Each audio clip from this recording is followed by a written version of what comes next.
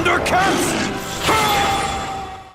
Lion-O vs. He-Man. Who wins in an ultimate showdown? Lion-O and He-Man, two heroes who follow a strict moral code and are nigh indestructible in battle. Their mummified and monstrous opponents usually wet their pants when these two show up. While one wields the Sword of Omens, the other has the power of Greyskull. And if these two were to fight each other, who wins? Who loses? Whose sword prevails? Would He-Man's battle cat sustain Lion-O's feline telepathy? Will Lion-O's agility and stealth become a challenge for He-Man's maturity and experience? Well, we'll answer all of these questions and more. But first, brief backgrounds about our two opponents. But before we go into our explanation, we have a very small request. If you like our content, please support us by subscribing to our channel. This is a small click for you, but for us, it means a lot. Thank you. Let's begin.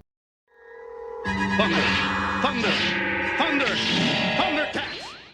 1. Lion-O, the Lord of the Thundercats. At the beginning of the series, Lion-O was just a 12-year-old boy. He joins the group of Thunderian nobles in their attempt to escape their destroyed planet, Thundera, aboard the Thundercats' flagship headed for Third Earth. It doesn't take a Batman to understand that the whole thing sounds like a Superman ripoff. Young kid, spaceship, a dying planet. Anyway, during this journey, something unusual happens. He physically ages into a 24-year-old man. This aging occurs because his suspension capsule didn't entirely prevent aging, it only slowed it down. Curiously, this malfunction doesn't affect Wily Cat and Wily Kit, who are around his age. Lion-O remembers his mentor Jaga mentioning that some aging can happen in the suspension capsules, which seems to explain the difference. Nevertheless, Lion-O did not develop mentally. He remained a child as far as his mind was concerned. And of course, neither did he acquire the wisdom that comes with age and experience. Now an adult in body, but still a child at heart, Lion-O faced the challenge of growing into his new role. Despite being cunning and skillful, he must learn what it truly means to be a leader and achieve genuine maturity throughout the series. In the latter half of the first season, Lion-O undergoes the anointment trials to prove his worth. These trials test his strength, speed, cunning, and intelligence, referred to as mind power in the story. He competes against each of the Thundercats, Panthro, Chitara, Wily Kit and Wily Cat, and Tigra, respectively. To make things even tougher, Lion-O is required to be unarmed, and the other Thundercats cannot assist him. The mutants, always a threat, attempt to disrupt his trials to leave the Thundercats leaderless, but they ultimately fail. In the final trial, the Trial of Evil, Lion-O faces off against Mum-Ra in the heart of the villain's pyramid. There he discovers that Mum-Ra, much like any Egyptian mummy, relies on his sarcophagus for sustenance. Lion-O triumphs over him and is crowned the true Lord of the Thundercats in a grand ceremony attended by nearly everyone on Third Earth. So that was Lion-O and his origin for you. I didn't speak about his powers or his sword because first I'm going to talk about He-Man and his origin before getting into the powers, abilities, weapons, skill sets, etc. of both these heroes. I believe that would make the final judgment more reasonable, don't you think? He-Man, the most powerful man in the universe. Prince Adam of Eternia, the son of King Randor and Queen Marlena, resides in the royal palace of Eternos with his family and close companions. His mother, Queen Marlena, was once Captain Marlena Glenn, an astronaut from Earth who became lost and eventually made Eternia her home. Prince Adam is granted the extraordinary ability to transform into He-Man by the sorceress of Castle Greyskull. By raising his power sword and declaring, "By the power of Greyskull," he very conveniently becomes the mightiest hero in the universe. Adam's loyal pet is Cringer, a timid green tiger who fears almost everything. When Adam transforms into He-Man, Cringer becomes Battle Cat, a brave and armored tiger who serves as He-Man's fierce fighting companion and steed. Interestingly, Battle Cat is actually part tiger and part dragon, and was created alongside He-Man before Adam ever adopted his heroic alter ego. Growing up, Adam was close friends with Teela, the strong-willed and ravishing adoptive daughter of his mentor, Man-at-Arms, whose real name is Duncan. Now the captain of the Eternian Royal Guard, Teela is tasked with protecting Prince Adam. Unaware of his secret identity as He-Man, she often sees Adam as lazy and cowardly. Teela is later revealed to be the daughter of the sorceress and is destined to inherit the mantle of Greyskull. After her father's death when she was an infant, the sorceress chose to have Duncan adopt her. On the other hand, Castle Greyskull is the mystical source of He-Man's powers, and the sorceress who resides there there, is the one who grants Prince Adam his transformative abilities and often communicates with him telepathically. In the episode Evelyn's Plot, it's revealed that she crafted He-Man's harness from korodite, a rare Eternian mineral that enhances his physical strength. To protect his loved ones, He-Man keeps his dual identity a secret, known only to a select few: Man-at-Arms, Orko, the Sorceress, and of course Battle Cat. With the introduction of the series She-Ra, Princess of Power, others became privy to his secret, including his twin sister Adora, aka She-Ra. He-Man's main adversary is Skeletor, a blue-skinned sorcerer with a skull for a head, concealed by a hooded cowl. Masterful in black magic and skilled in all forms of combat, Skeletor's origins are shrouded in mystery. Having said that, he's often described in the cartoon as a demon from another dimension. In the animated film He-Man and She-Ra, The Secret of the Sword, it's revealed that Skeletor was once Hordak's right-hand man until his capture and supposed release. How do their powers and abilities fare against each other? Of course, both Lion-O and He-Man are two of the most iconic heroes from the good old days and are celebrated for their incredible strength and noble virtues. But more importantly, people love them for just how sassy and manly they were. While both may seem to borrow elements from other superheroes, carefully looking into their abilities would most definitely give us a fairer picture, and it will also help us towards the big question. So, Lion-O is the leader of the Thundercats, yes? And he possesses near superhuman strength and all that. But what's his limit? Well, he can lift and move heavy objects like rocks and machinery with ease. His agility is exceptional because of his feline genes and all that, which allows him to outmaneuver opponents in battle. Yeah, so he's like super quick and agile, and I'm pretty sure he uses his senses to hunt his opponents as well as to hide from them, because you know, big cats are like super stealthy. In the episode called Trial of Speed, he showed remarkable stamina as well as skill by taking a dangerous shortcut to catch up to Chitara and ultimately surpassed her in the final stretch. And I'm sure you know that Chitara is supposed to be the fastest Thundercat there is, at least one of the fastest. Beyond his physical capabilities, Lion-O is brave and virtuous. He's always ready to face danger to protect his friends and allies. Intelligence is another of his strengths. He often uses his wits to outsmart enemies, preferring to resolve conflicts without violence whenever possible, even when he has the upper hand. On the other hand, He-Man, known as the most powerful man in the universe, shows immense strength that varies across different adaptations, but is consistently extraordinary. Early descriptions highlight his ability to crack rocks with his fists, but that's nothing, not even the tip of the top of the iceberg that are his true powers. In the 1980s cartoon, he performs feats like trading punches with Superman and, in one instance, lifting and throwing Castle Greyskull itself when it was transported to another dimension, though this was due to a temporary increase in power. He-Man routinely accomplishes tasks deemed impossible by others. His speed extends to swimming at rates far beyond human capability. While He-Man's strength seems limitless, some versions suggest there are boundaries. In the 2002 series, after enduring massive explosions, he reverts to his original form as Prince Adam, which means that excessive strain can exhaust his superhuman stamina. Furthermore, despite his formidable power, He-Man is largely non-violent and prefers to outsmart his adversaries. Combat is a last resort for him. When he does engage in battle, he often simply tosses enemies aside without causing them serious harm. However, in the 1987 film and the 2002 series, he's depicted as fighting more aggressively. His physical abilities aren't limited to strength. He's also extremely fast and acrobatic, though this is less evident in some portrayals due to production limitations. Comparing the two, both heroes share a commitment to bravery and virtue, and use their abilities to protect others. Lion-O's strength, while impressive, is somewhat more grounded than He-Man's legendary might. He relies on agility and intelligence, often finding clever ways to defeat foes. He-Man embodies raw power, but balances it with wisdom and a preference for peaceful solutions. But if physical strength was everything, then wrestlers would be ruling the world and not old men and women. So let's take a look at some other parameters and factors too, shall we?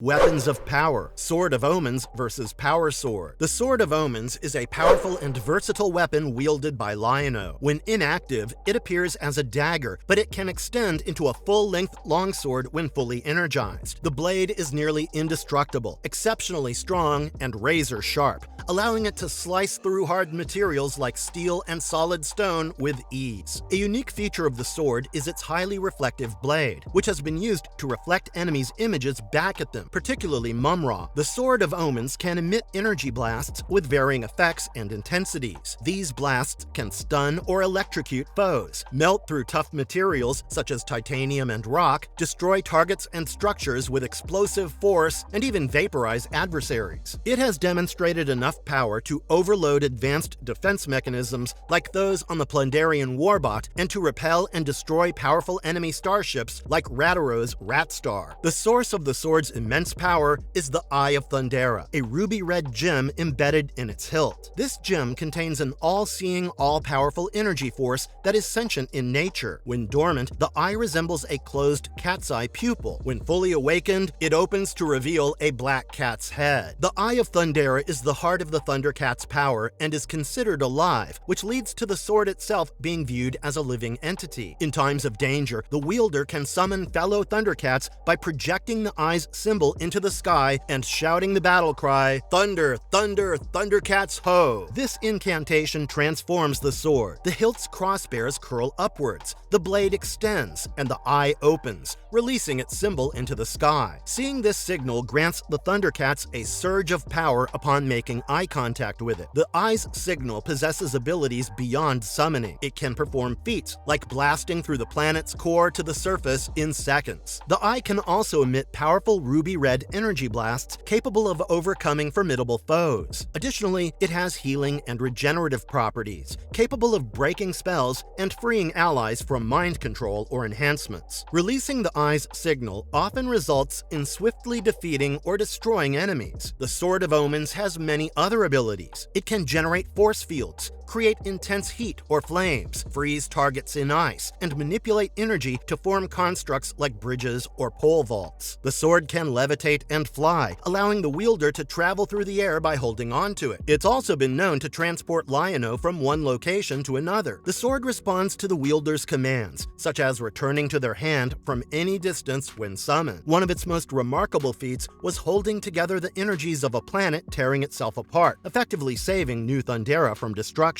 The sword can warn its wielder of impending danger by emitting a large growl from the eye. It also grants the ability called Sight Beyond Sight, enabling the wielder to see across vast distances, locate hidden objects, and sense allies in trouble when commanded. On the other hand, the Sword of Power is a central artifact in the He-Man universe and is very intimately connected to Castle Greyskull and acting as a conduit for its mystical energies. Guarded by the sorceress for many years, this formidable weapon was eventually bestowed upon Prince Adam. By raising the sword and declaring, "By the power of Greyskull, I have the power," Adam transforms into the mighty He-Man. Damn, I'm still totally in love with these battle cries. Anyway, when He-Man points the sword at his timid pet tiger, Cringer, it transforms him into the brave and armored Battle Cat. To revert back to their original forms, He-Man raises the sword again and says, "Let the power return." The Sword of Power is virtually indestructible. It can cut through any substance except Eternium, and it remains unaffected by extreme heat, unable to melt or break under pressure. The blade can deflect magical energy blasts, and on rare occasions, He-Man uses it to fire energy beams. Additionally, the sword serves as a key to Castle Greyskull. By holding it aloft and commanding, "By the power of Greyskull, I command the drawbridge open," He-Man can access the castle's interior. So closely is the sword linked to Castle Greyskull that when the castle was transported to another dimension, the sword vanished along with it. At one point in the story, the Sword of Power merges with the Sword of the Ancients. Despite this union, its appearance and abilities remain largely unchanged. In the 1987 live-action film Masters of the Universe, the sword's role differs slightly. Prince Adam's alter ego is not prominently featured, and He-Man sometimes wields laser guns in addition to his sword during combat. The sword continues to deflect laser beams, much like in the classic animated series. Its significance in unlocking the powers of Greyskull is ambiguous in the film. Skeletor has already captured the sorceress and awaits the opening of the Great Eye to gain godlike abilities. abilities. Upon capturing He-Man, Skeletor seizes the sword and places it in a special slot before the eye, suggesting it may play a role in his quest for ultimate power. The most explicit display of the sword's magical properties occurs during the final battle between He-Man and Skeletor. As He-Man endures energy attacks from the now godlike Skeletor, he retrieves the sword from the slot. Shouting, "I have the power," the sword glows, and blue electricity courses through him. The film doesn't specify the exact effect. Perhaps it heals him or amplifies his strength for the impending fight. When their weapons clash, sparks of blue and yellow electricity fly, symbolizing the intense struggle between them. Eventually, He-Man's sword shatters Skeletor's Havoc staff, causing Skeletor to lose his newfound powers and revert to his normal state. In a final attempt to defeat He-Man, Skeletor draws his own black version of the Mystic Sword. This mirrors the classic mini-comics where Skeletor possesses half of the power sword, though in the film, his sword is black instead of the traditional purple. So, by comparison, I believe He-Man's weapon is more powerful than Lion-O's, but the Sword of Omens is super versatile and has the potential to level the playing field, after which it would come down to the two heroes in battle.